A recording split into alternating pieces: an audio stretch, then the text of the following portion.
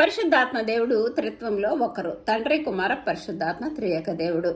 భూత, వర్త, భవిష్యత్ కాలంలో ఉండే దేవుడు. అంటే భూత అంటే ఏంటంటే పాత నిబంధన గ్రంథము. దేవుడైన యెహోవా భూమి ఆకాశంలో కలిగి చేసినప్పుడు వెలుగు కలుగును గాక అన్నప్పుడు ఆకాశంలో వెలుగుతో మహిమతో నింపింది పరిశుద్ధాత్మ దేవుడు. వర్తమానం కాలం అంటే నూతన నిబంధన గ్రంథము, యేసుక్రీస్తు ప్రభు యొక్క జన్మదినము, రక్షణ. అంటే కన్యక గర్భవతి కుమారుని కంటుందని, పరిశుద్ధాత్మ శక్తి నిన్ను కమ్ముకుంటుందని యేసయ్య పరిశుద్ధంగా జన్మించడానికి పరిశుద్ధాత్మ దేవుడు సహాయపడ్డాడు.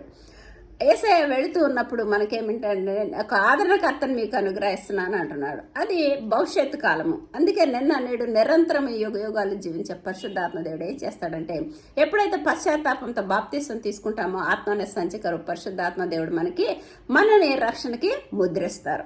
అందుకనే పాపం గురించి, తీర్పు గురించి, నీతిని గురు ఒప్పిస్తారు. యేసయ్య రాకడలో మనోన్నతులు తెలిసి ఆత్మ వెలిగించి మనం పరలోకానికి